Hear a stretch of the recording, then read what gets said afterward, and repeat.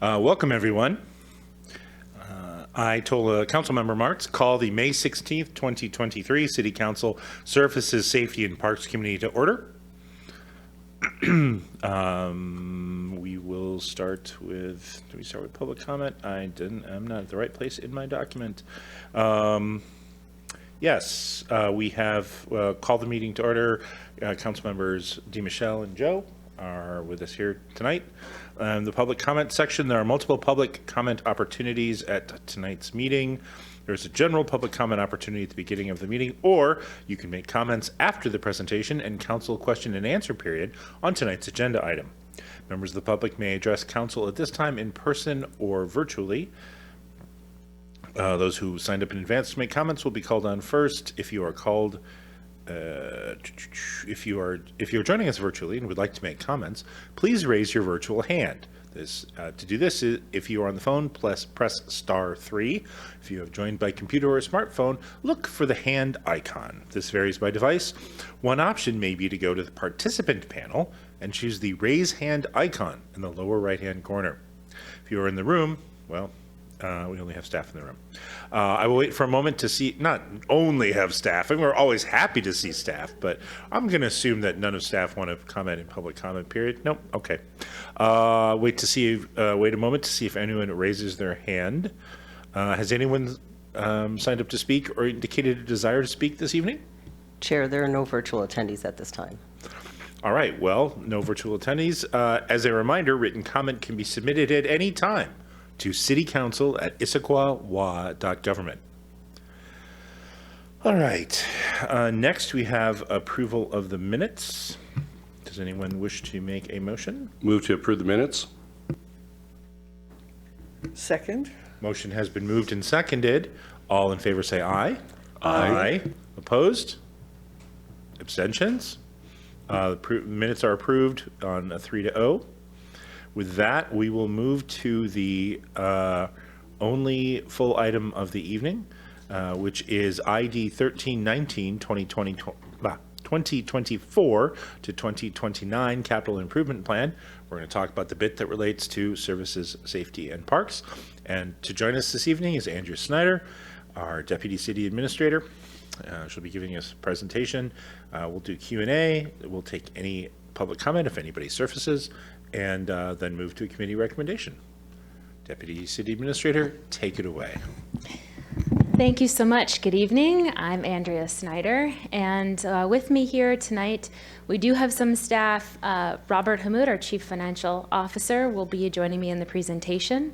We also have Parks and Community Services Director Jeff Watling here, and I think there will be some other staff members that may be joining us in person or virtually as the meeting progresses to help answer any questions you may have about the CIP. So we are here with this council committee. As you know, per council rules and guidelines, there are certain sections of the CIP that are under the purview of different council subcommittees. And so we're really sticking to the specific portions of the CIP that are under this committee's purview, and we'll be going over those sections this evening.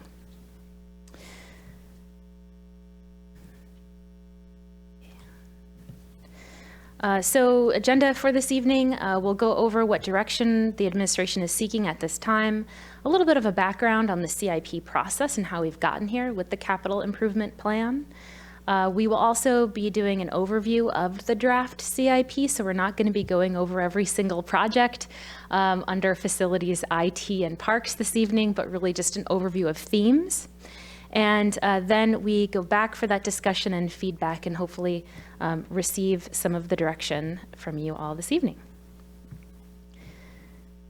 So direction that we're seeking tonight is, does the proposed CIP, Capital Improvement Plan, seem to respond to council goals and outcomes for this process so far?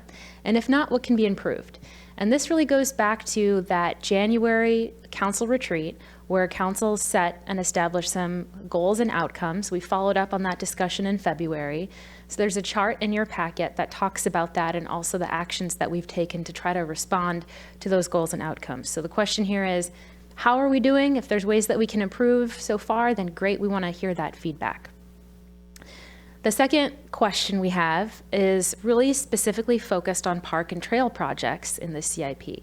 Does council agree with prioritizing the park and trail projects to the later years of that 6-year window in the CIP in anticipation of a new revenue source? We're going to talk a lot more about that later this evening. And then if the committee has any other feedback on projects or how criteria were applied or anything else related to this CIP, we'd love to gather your thoughts this evening as well.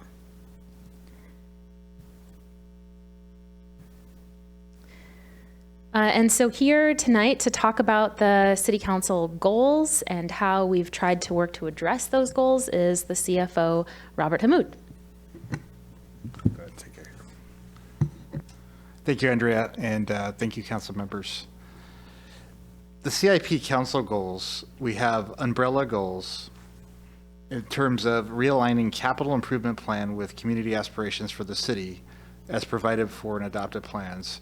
So with this realignment, we gathered the community input, as you know, with the criteria, with the boards and commissions, but also from the council retreat at the beginning of this process and looking at the strategic plans and also looking at, obviously, older plans such as the parks plan, utility system plans in the past, transportation plans, and everything else that the city has done studies on to inform this process and update as necessary.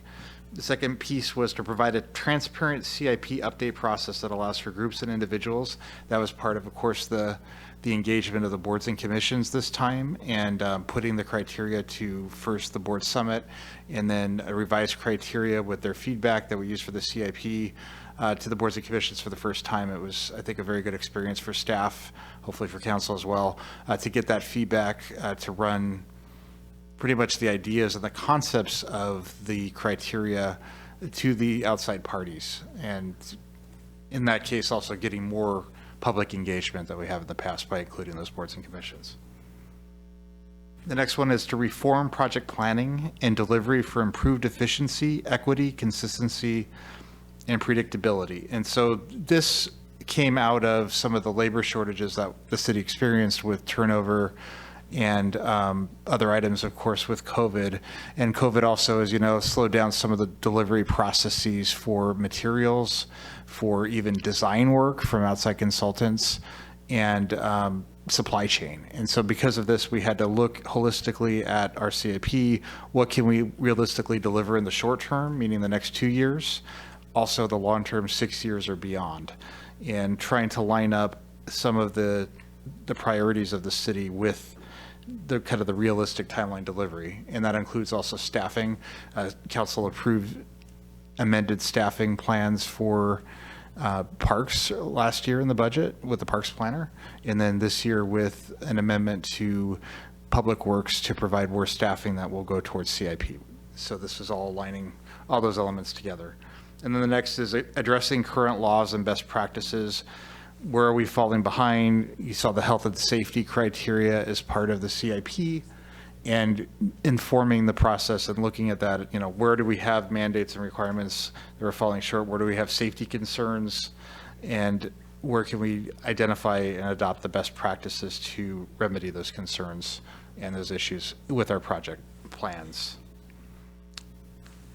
Next slide, please. And so the City Council CIP goals, we wanted to make sure that the City Council's goals and strategic plan were obviously an active part of this document, an active part of this planning project. So as such, projects have the clear path to inclusion in the CIP, meaning any priorities identified by council, they're included in the CIP, they're part of the criteria scoring higher for council priority.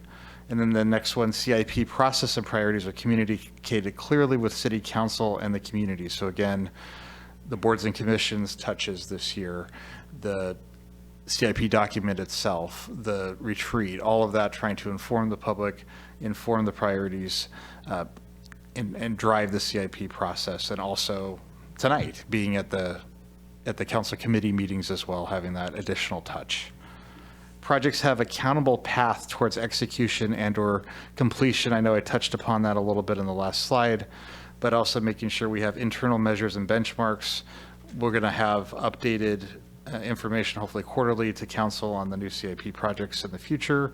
We have some data analysis that we're doing on the back end to track those projects, but also making sure, again, looking at what's the supply chain, what's our staffing levels, that information to inform making sure that the council priorities that we can get there, making sure the projects are getting there in a realistic timeline. And then equity. Equity is inherent in the project selection and delivery.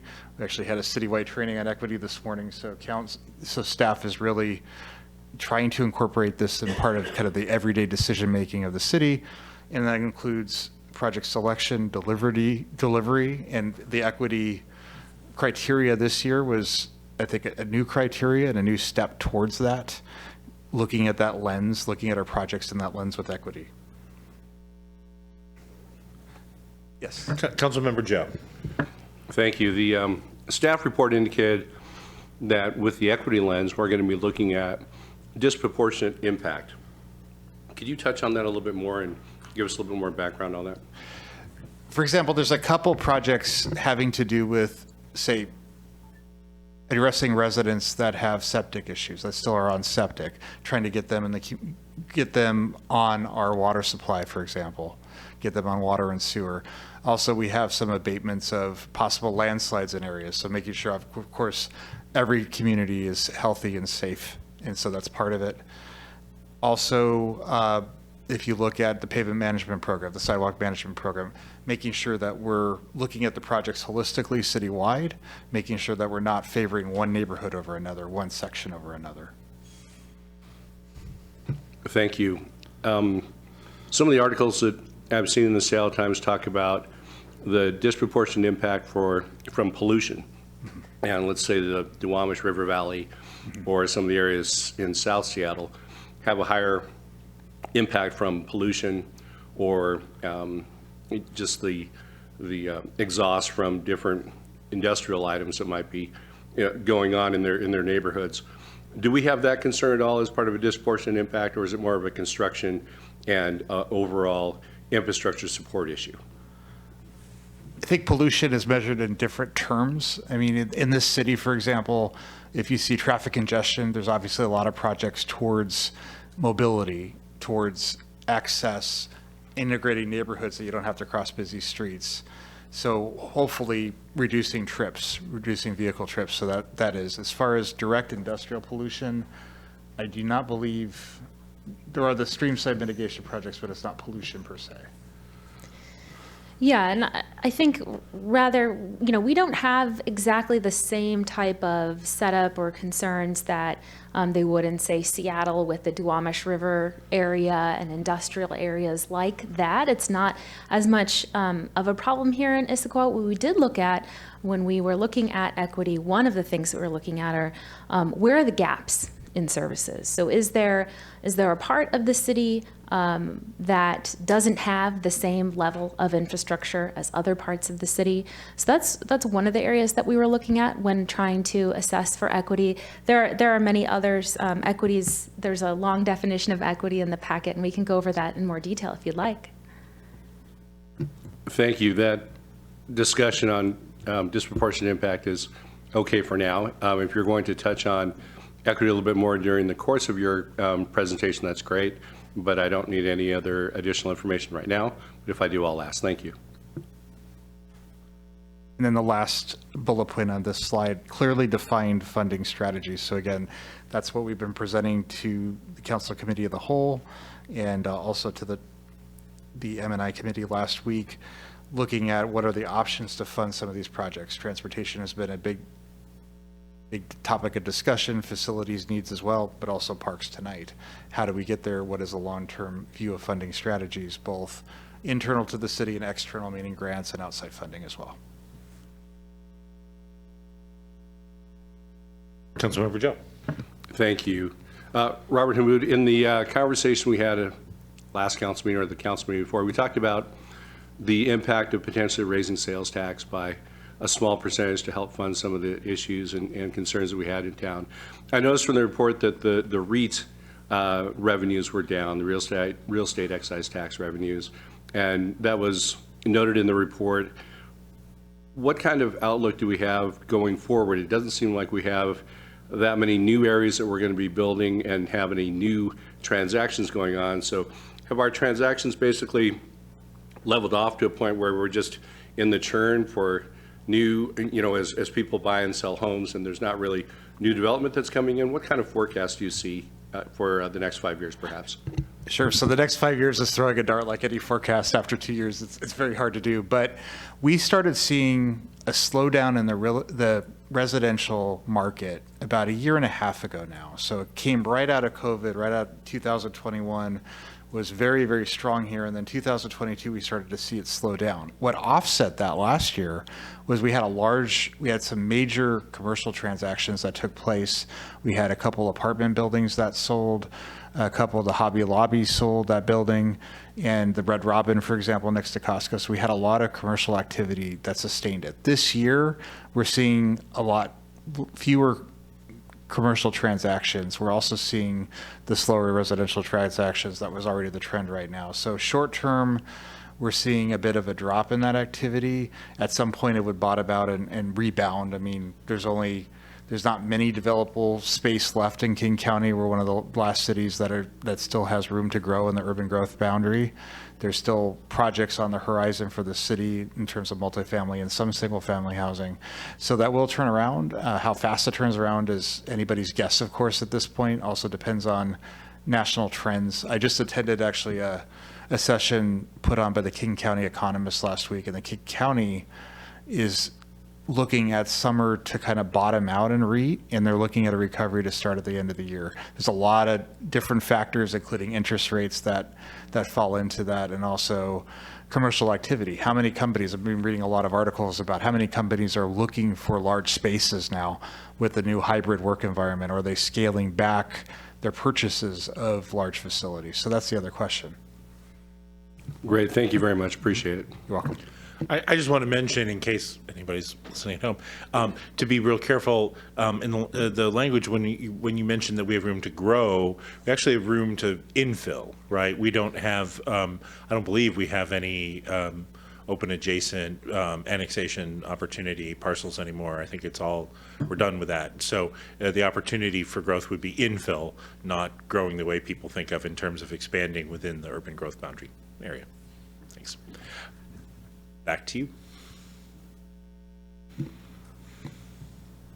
And next slide.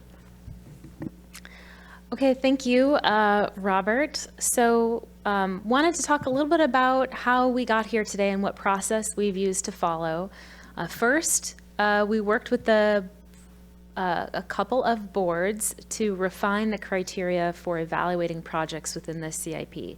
Those boards included the Equity Board, the Environmental Board, the Park Board, and the Transportation Advisory Board.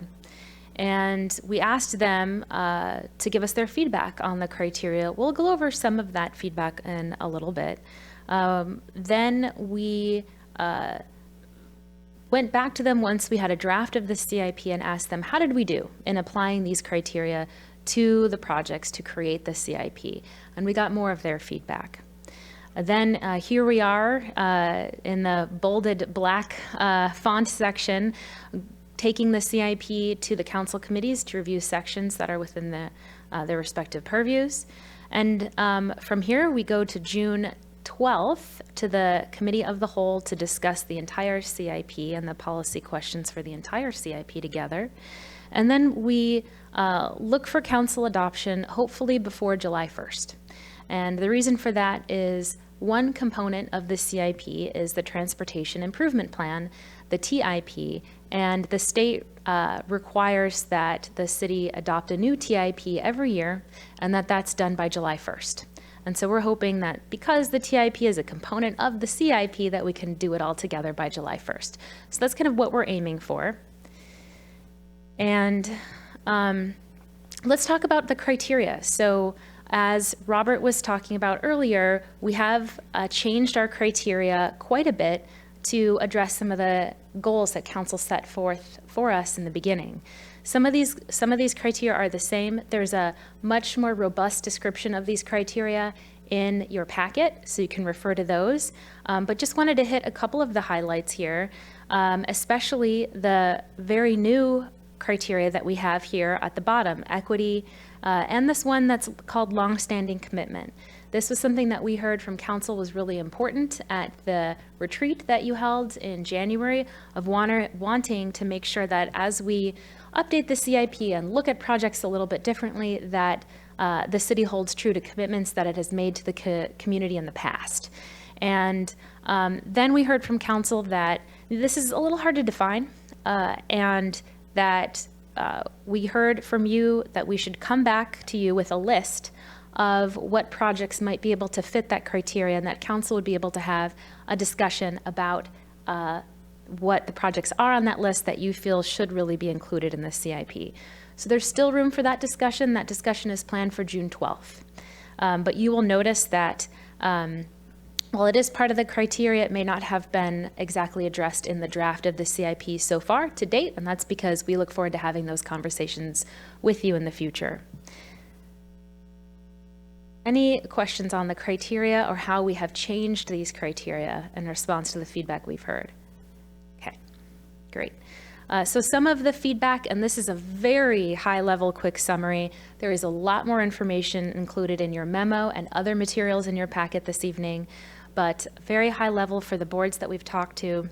And that so far, we have not been able to include the environmental board feedback in your packet tonight, and that's because we just met with them less than a week ago and need a little bit of time to coalesce that feedback, and we'll be providing that certainly for the Planning, Development, and Environment Committee and also the Committee of the Whole. But what we've heard so far, and again, high-level summary, we've heard overall support for the process of drafting the CIP and for the criteria, especially the criteria as they stand now, taking into account the feedback that we've heard from the boards way back in February. We have heard concerns over the longstanding commitment. This is something that has been voiced by most of our boards, and a pretty consistent voice from our boards throughout this process is that because it was the one bit of criteria that hasn't been fully defined, they expressed concern that maybe it's not as transparent as the other criteria, that they had concerns that maybe if there were longstanding commitments that weren't done with an equity lens, perhaps remaining committed to those projects might have equity concerns. And overall, they just wanted to make sure that council was going to be very transparent over how projects were evaluated with this criteria in mind. So that was feedback that most of the boards really agreed on. In the end, I think that they agreed by saying, well, you know, if longstanding commitment is still important, we want to make sure that we honor some of those commitments, but that we can reevaluate those commitments given our current values, including equity. Other criteria or other feedback we heard from the boards very early on is that they felt like the draft criteria that we presented to you in January did not just assess overall livability and quality of life and the reasons why people choose to live in Issaquah. And so they wanted to make sure that there was one criteria that addressed that. So we reworked some of the criteria. We went back. The boards had said we had over-indexed on the strategic plan and reference to plans, and they said, you know, who's looking out for just livability? And so we were able to address that in our revisions to the criteria. And of course, we revised the equity criterion heavily. That was something that we heard a lot of feedback from city council members and our boards that we hadn't defined it correctly the first time. So we went back and were able to retool that and make it more in alignment with the equity framework. So going into the 24-29 CIP, a little bit of an overview on themes that we see throughout the CIP. The first is more funding for maintenance and repair than we had in the past. So you will see there's a lot more programs for ongoing expenses as we plan for that capital maintenance. Also, the CIP responds to feedback to make more investments in our infrastructure And we heard a lot of that feedback from city council members and also from the Capital Finance Community Task Force that was formed now 2 years ago, and council received their recommendations last year. So we really tried to incorporate that feedback, take it very seriously as we drafted this CIP. At the same time, we also heard that we need to make sure the plan is achievable and that we can actually get done what we're planning to get done. And so the way that we've tried to balance those two things together is this CIP anticipates new revenues for transportation, public safety related facilities, and parks and trails over the next 6 years. So in that way, it is fairly ambitious, but we've heard from our community that we should be doing more to invest in our infrastructure. And just one more point, I see there's a question, but so for transportation, we've anticipated for new revenues, there is a sales tax related to the Transportation Benefit District that's incorporated into the CIP. Those revenues are assumed in the CIP. And we look forward to more conversations with council about that.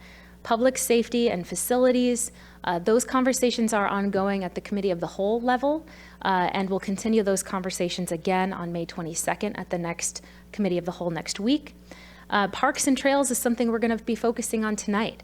It was something that the task force had recommended. We look at a metropolitan parks district to increase revenues for parks and trails. We're going to be going into that a little bit more about that potential revenue source. But the facilities-related revenue, the parks and trails-related revenue, those assumptions are not within the revenue forecast for the CIP. We've left those out until we're able to have more of a dialogue about it. Councilmember DiMichele. So this might be a question that we can't answer tonight, which is fine.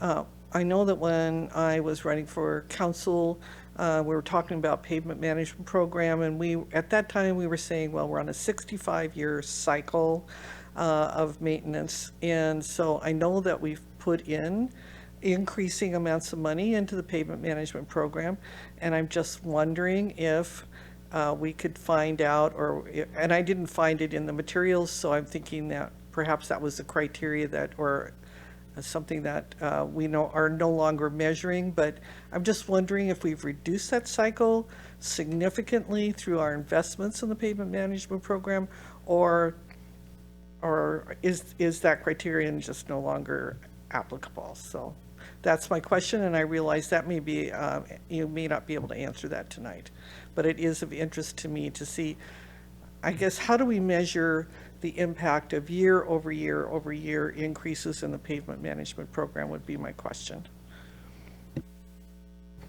Thank you, Councilmember DiMichele. I'm taking note of that question. We talked a little bit about that in Mobility and Infrastructure Committee that focused more on transportation.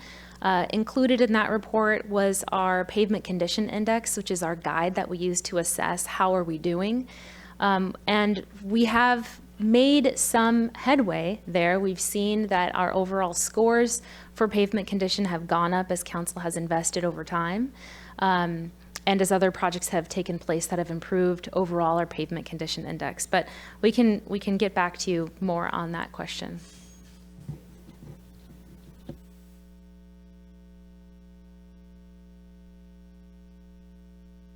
Great.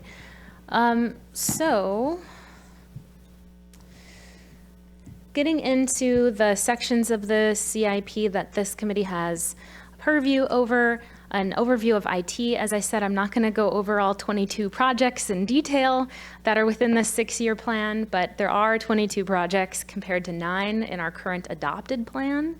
Most of these projects are related to security upgrades and connectivity upgrades and support a lot of the other work that we're doing as a city. Projects generally within this infrastructure category scored well in replacement and maintenance, the ability to deliver, and our legal mandate and life safety concerns. There were some what we would consider to be poor scores or red on that chart that's included in the CIP. And those poor scores were in climate resiliency, environmental benefit, and that's really because we felt that the projects had no discernible direct impacts on climate or habitat. not because they would cause harm to the environment. So red doesn't necessarily mean that the project is harmful to the environment, but also that it has no impact. And so you'll see one of the other themes that we're discussing is with these new criteria that we're just working out and how to apply them, we've set the bar really high for ourselves, and that we're really hoping to have positive impacts, not just no impacts. And so you'll see that throughout this presentation as well. Now moving on to facilities, we have 20 projects in the proposed CIP compared to just 12 projects that are in the current adopted CIP. The biggest changes are true with the general theme of the CIP, that there's more focus on maintenance. We've also added a number of ICAP, or Issaquah Climate Action Plan related projects. One thing to note is that I know that we have been discussing a lot with council the future of the IPD facility, municipal court, city hall needs. The CIP does not reference those at this time. We're really looking for, we're having a separate conversation with council on that. Depending on council direction, then we will add in those assumptions before the CIP is adopted. But we're not focusing on that tonight because we're having that conversation separately at the committee of the whole level.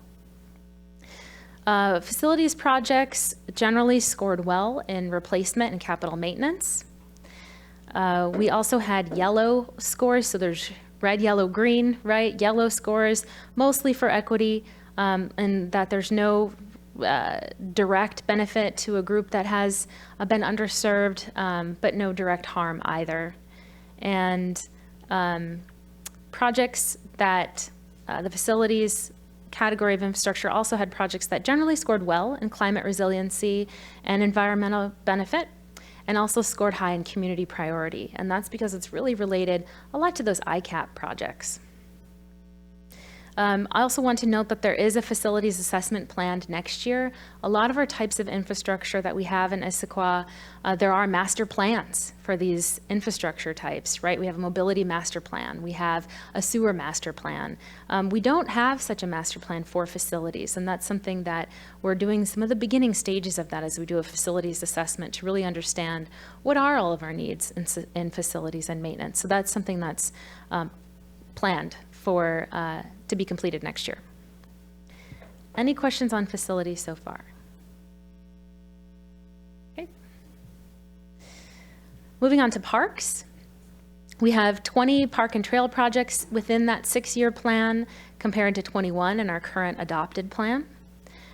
We have a lot of projects that are in the years 2027 and beyond, 2027, 2028, et cetera. We do have many projects that we're looking forward in 2024 and 25. Most of those projects are ARPA related or have been determined to be necessary maintenance.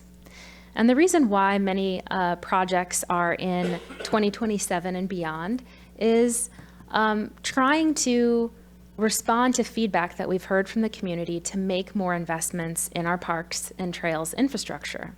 And we look forward to having a conversation on revenues that could help pay for those park projects. As you recall, the Capital Finance Community Task Force recommended that we look at parks kind of in that long-term window for identifying a dedicated revenue source for parks. So that's why we have the projects slated for the years that we do. It's in alignment with some of the recommendations we've heard and in anticipation of a more public discussion on what additional revenues we should explore to invest more in our parks.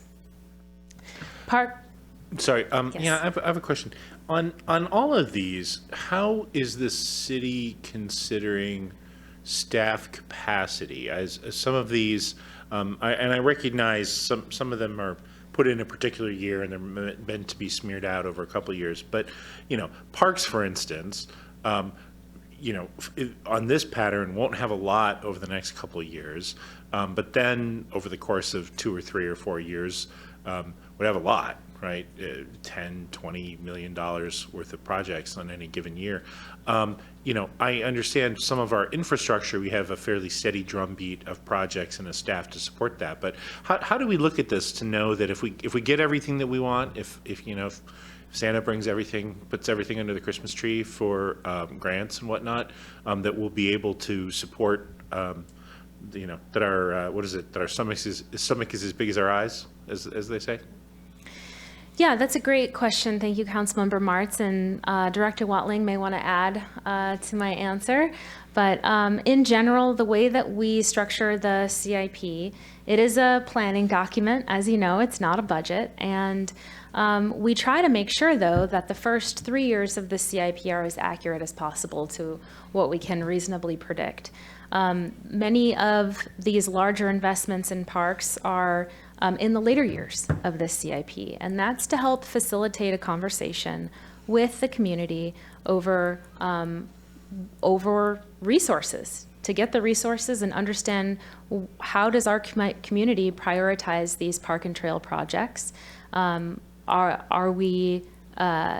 the community willing to consider another revenue source to help pay for these projects?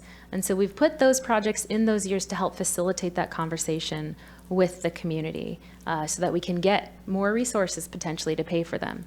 The CIP is updated every 2 years, and so we look forward to another CIP process where we can update the CIP with that all in mind.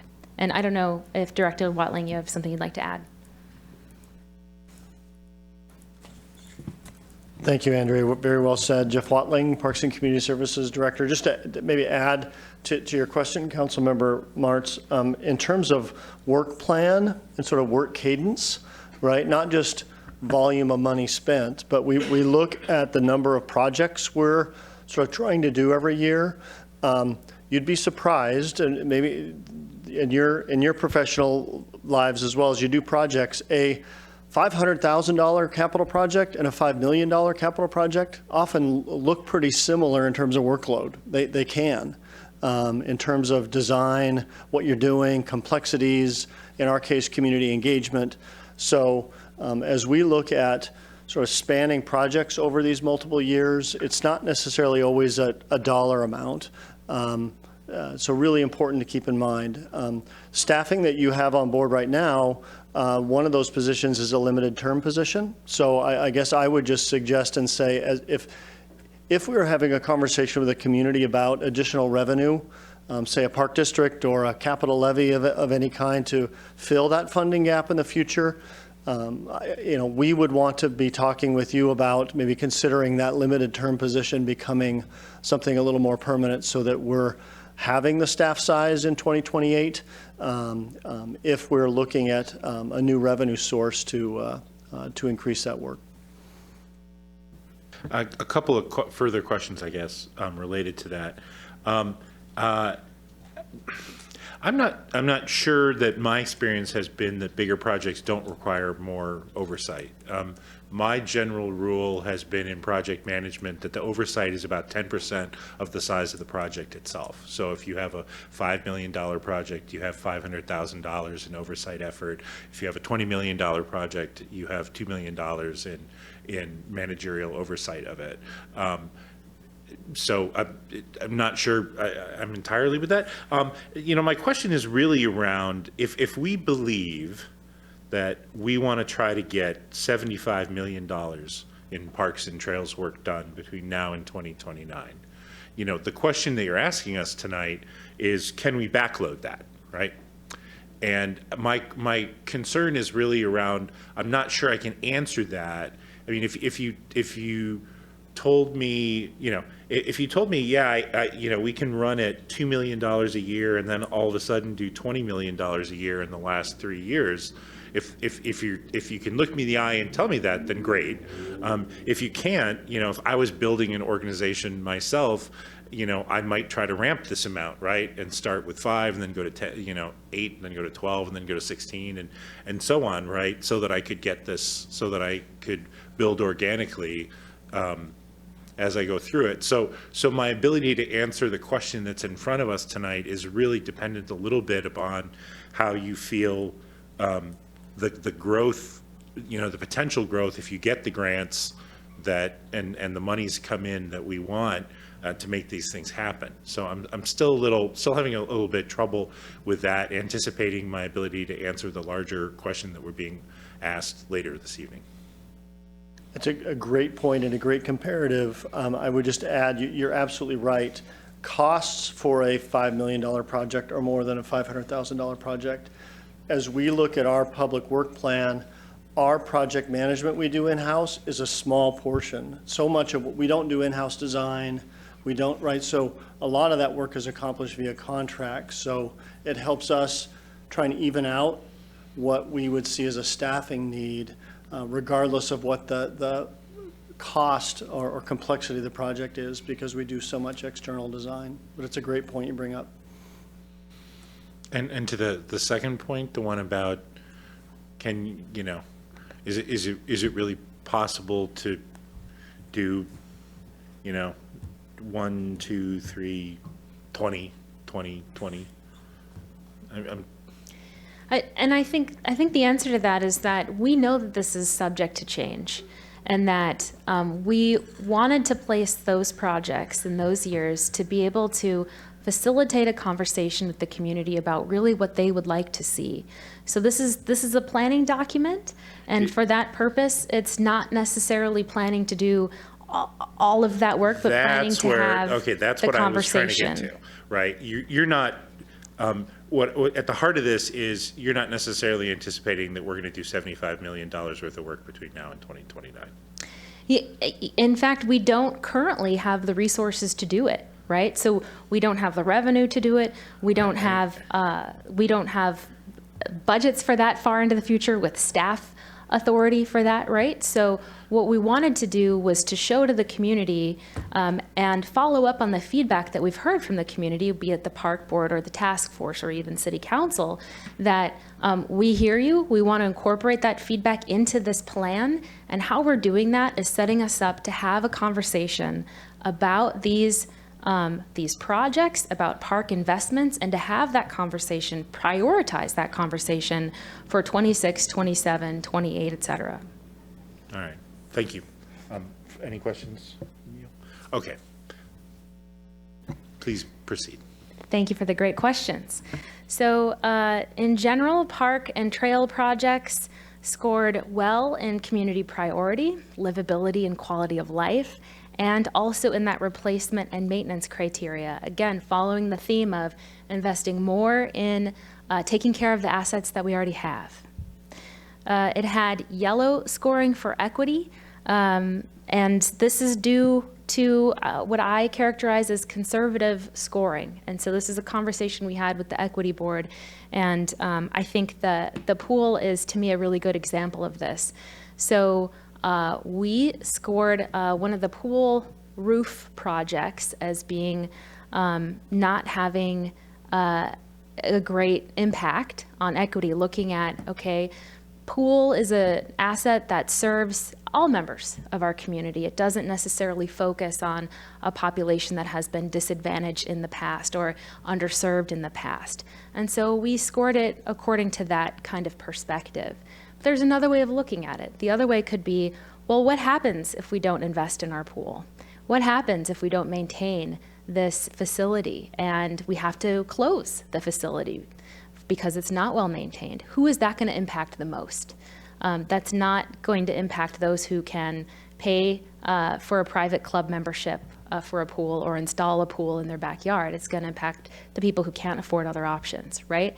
And so there's a couple of lenses that we could use to apply the equity criteria, and what we really did was more of a conservative approach, really trying to grade ourselves a little bit harshly here, I think.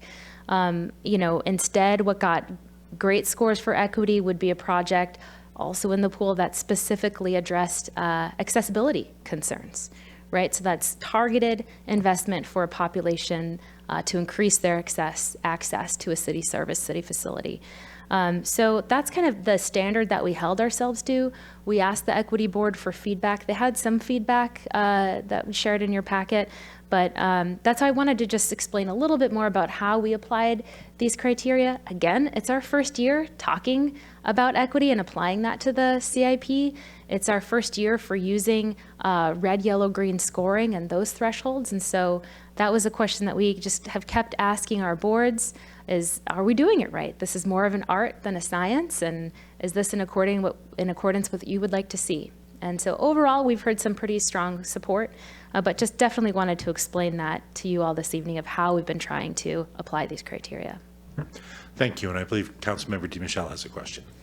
Yeah, that's a really good explanation of those projects and why that was selected. On parks, you know, you think about the accessibility to parks and locations, and I'm one of the lucky ones where I have a park that's maybe a short walk away. And so I'm just wondering if geographic equity was taken into account in terms of how are our parks spread out throughout the community? And are there some areas that have more parks or more accessibility and other areas that we really should be looking at because they don't have equitable access to parks? Just a general question, because the response that you just gave and the explanation you just gave, very specific to a project, was really good. So, but that's just a general, you know, were they looking at geographic equity and how we're treating all of the people in our community? And the short answer is yes. We did look at things like geographic equity, not just in parks, but in our other asset categories, right? Where are the gaps? Where are the neighborhoods that are experiencing more water main breaks than others, right? And prioritizing investments in that way. But we did look at that for parks, and I don't know if Director Watling wants to add anything else. You can come up here. Makes it easier on our camera person. It does. Hi, great question. Yes, absolutely. And I would say that even dated back to the Park Strategic Plan in 2018 as we prioritize those investments. I think specifically what you would see in this CIP along those lines is we too have 7 sort of capital programs that look at all the playgrounds throughout the park system. And as we prioritized where the greatest need was, we looked at sort of geographic disparity of, you know, type of playground. There's a project in there for a neighborhood park in the Newport area that currently doesn't have a neighborhood park. That's on the property of Anthology. That scored really high from an equity standpoint. So yes, absolutely. You'll see that framework, that lens really helped us prioritize some of these projects. I am a little surprised at this answer because I note that Hillside Park Loop Trail doesn't seem to have any higher of an equity score than any other park or trails. And of course, there's 5,000 people on Squaw Mountain and no trails. So I'm a little surprised. We are by far the most underserved part of the city in terms of trails and park facilities, right, compared to all the other neighborhoods except for maybe Overdale. I don't know if you wanted to respond to that. Okay, great. Thank you for that comment. Any other questions at this point? Okay, then I will move on. Okay, so a reminder about where we are and next steps. We're in the council committee process. We have a next council committee meeting with the Planning, Development, and Environment Committee to go over stormwater projects. Then we all convene with the Committee of the Whole on June 12th to discuss the entire CIP together. And then we look forward to council adoption, hopefully before July 1st. And then again, direction needed. Does the proposed CIP seem to respond to the council's goals and outcomes for this process so far? If not, what can we do to improve that? Also, does council agree with prioritizing the park and trail projects to the later years of this CIP in anticipation of a new revenue source? And is there any other feedback that council has to offer on projects or how the criteria were applied? And that concludes your presentation. It does. Thank you very much. Thank you. So we have 3 questions in front of us. Let's just go through them one by one. So let's talk about the first one. Does the proposed CIP seem to respond to the council's goals and outcomes for this process so far? If not, what can be improved? We have Russell. public comment here first. Oh, that is a good point. As we transition from Q&A to discussion, do we have, clerk's office, do we have anyone on the line electronically? No, there are no virtual attendees at this time. Virtual attendees, that was the phrase I was looking for. Thank you. So no, but thank you for checking that. Had anyone joined, I would have felt terrible.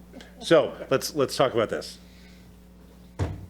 Well, I'll go first since I brought that up. Thank you. First off, thank you to the staff for putting this together. I think you really took our comments to heart and listened to the community in terms of the criteria that we wanted to look at as we put the lens to the CIP. And I think that the system that you put together does respond to the council goals and outcomes for this process.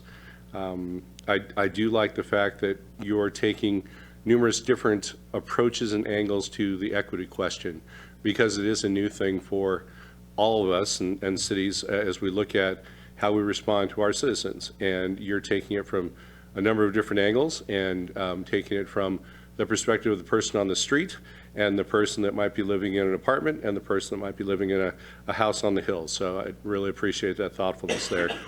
I do agree that the Parks and Trail projects should be prioritized in later years so that we can do it right, in the sense, let's have that conversation with the city and talk about what we really want to see, what our real priorities are, and how we want to try to pay for those. And there are a number of grants and other sources of funding that we can go for out in the wider world, but we need to have some unity and vision that is focused on what we want to see for our trail system. So I do think that putting that off in a few years is appropriate here, but I always know that we're always looking for grants and opportunities. And when those come up, I know that our administration and our parks personnel are really on the ball in terms of applying for those new grants that might come up. And if we do happen to get $100,000 or $500,000 for a trail improvement, I know that we'll be first in line with the application, and should we get it, I know that we'll have a robust conversation as to how to best use that funding to improve our park and trail system. So I don't have any other additional feedback on the projects or how the criteria are applied. Again, thank you very much for this well thought out presentation, and I appreciate the approach that you have taken on this. Councilmember DiMichele? Sure. Question number one, yes, and I have no suggestions for improvements. And question number two, I do agree with the prioritizing parks and trail projects to later years. I believe that was a recommendation that initially came out of the Capital Task Force. So perhaps Councilmember Martz can speak to that a little bit more. But I think the idea was that we were going to sequence different approaches to new revenue and build that bridge over time and not go to the public all at once, all at one time for, agreement to fund a whole lot of projects that we need to get done. So I agree with that approach, because I think that is certainly something our community would support as well, and they did through the task force. So feedback on projects or how the criteria were applied, bravo, bravo, bravo. I think, as you said, Andrea, we are learning as we go. This is new territory, but it's new territory for everybody. Everybody's learning how to apply equity, what an equity lens even means. And then some of the other criteria that was added, I really like the livability question, and the fact that the community got that new criteria in, and I think it does speak to a lot of the general feeling about this town, that we want a lovely, livable space. And so I think that's a great criteria to add. So I think that the staff has listened very well. I think that you are learning as you go in terms of applying the criteria, and you're being very transparent about that. And so I think you're doing a great job on that. So those are my comments.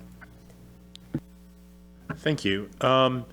So on the first one, yes. Yes. On the second one about prioritizing, I have sort of some mixed thoughts on that. Yes, indeed, this is following the recommendations of the task force. We identified near-term revenue options, levers, if you will, medium term and long term, and a lot of the things we were interested in for parks really did require some long-term levers. So yes, that. I will say, however, and this is just entirely a subjective thing. I don't have any data to support it, which is always weird as an engineer, but it doesn't feel like we are back up to the same speed of civic engagement that we were before COVID. We naturally and rightly slowed things down during COVID for our staff's sake and for the public's sake and whatnot. You know, we have been out for, depending on how you want to define it, about a year now. And it really does feel like we've had some civic engagement on things that council's been involved in. But, you know, a lot of these questions around parks and amenities, I'm eager to see more public engagement, and I'm really hoping, I know we've had some important hires recently, and I just really hope that the city, I hope to see an acceleration back.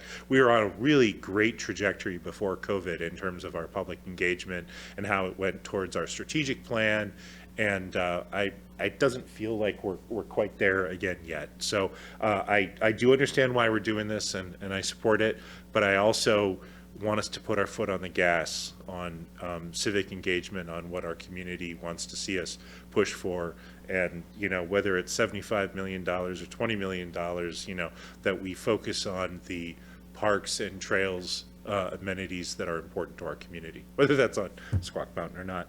On this question about criteria, I really want to speak to this issue of, you know, longstanding commitments. Respectfully to the groups that have provided feedback, I think we've been extremely transparent about how important this council feels previous commitments are. Those are promises. I'm an elected official, and I'm elected to do the things that I said I'm going to do. And, you know, there are things here that we said we're going to do, and we put money on it.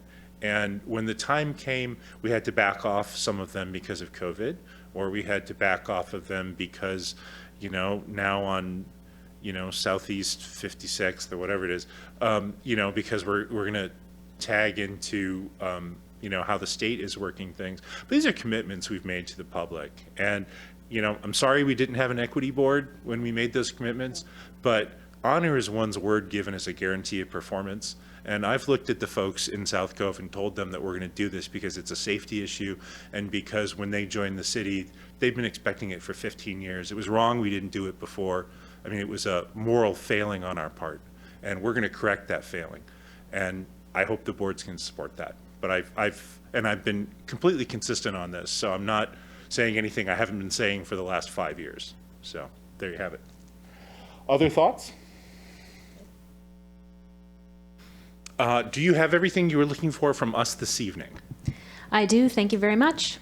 Excellent. Well, thank you and staff for walking us through this item. There was a lot to cover this evening. Let me go back to my agenda, which I don't have up because I'm a disorganized human being. Oh, thank you very much. Oh, look at that, a paper copy. Yay. All right. Thank you so much. The next item we have up is I will be gone June 27th, which is the next meeting of this body.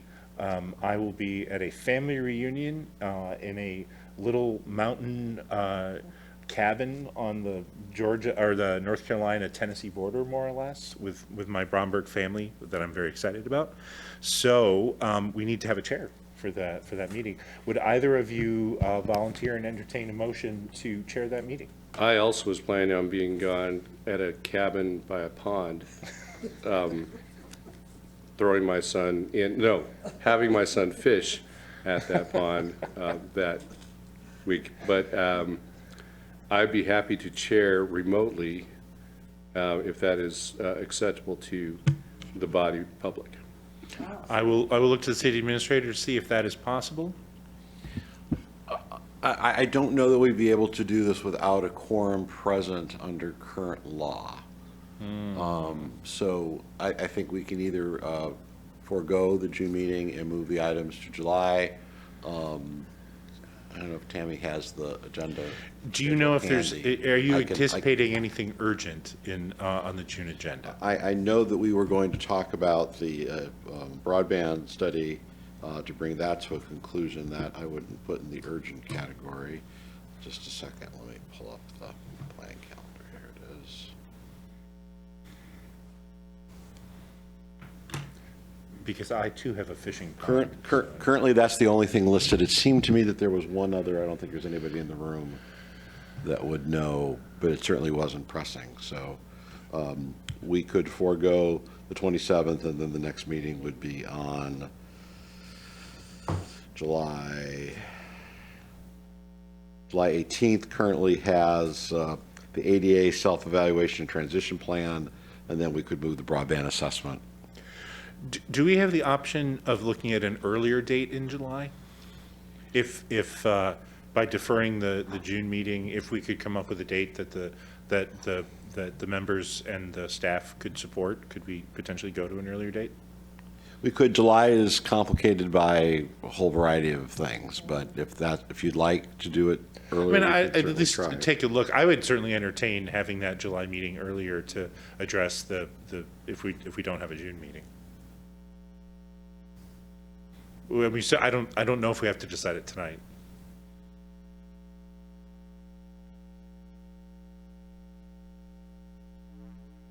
Just looking at the calendar. There is no council meeting on the 17th, I don't believe. Would you want it the week prior? Well, I mean, yeah, what is it currently? Currently, it's Tuesday, July 18th. Yes, I'm moving up a day doesn't seem to do very much, but if we moved it up a week, Monday, July Yep. 10th, there is a council meeting. Tuesday, July the 11th is the All-Star Game Major League Baseball? for Major League Baseball. Actually, it's actually the 12th, so I don't know that anybody but me cares about that, but I mentioned it since it'll be a major civic event in Seattle, having the Major League Baseball All-Star Game in town. We could move it to Tuesday, the 11th. Only if that would be valuable to the administration. If It would it's- not. It would not, all right. I mean, if there's a problem with the 18th, I mean, we want to be respectful of people's No, summer I was plans. just suggesting moving it up, just because I feel bad that we would have to cancel the June meeting, that's all. That's. But I think that the ADA plan, we need to wrap up this summer, but I don't know that there was a specific date. And the broadband, there is no specific date. There's no specific date. I think it's fine to cancel. Yeah, so if the 18th Right. works, we would recommend leaving on the 18th. Okay, that sounds good. If there's a legal question about whether we can have it with not a physical quorum present, which it sounds like there is a question. So everybody okay with just canceling the June meeting? The June meeting was on the 26th. It had been moved, yeah. It wasn't originally on the 27th, but it was originally a week earlier. But they had to move it because of various things got moved, yes. Sure. All right? All right. All right, but you're good. Yeah, good. All right, then we will not have a motion for a chair for the June meeting. Do we need a motion to cancel the June meeting? Sure. Councilmember Joe? I'd make a motion to cancel the June meeting in light of our scheduling difficulties. Second? All in favor, say aye. Aye. Aye. Opposed? Abstentions? Motion carries 3-0. That is the last item on the agenda for this evening. Therefore, we are adjourned at 7:33 p.m. Thank you, members of the public at home and staff, for supporting this meeting. Have a good evening.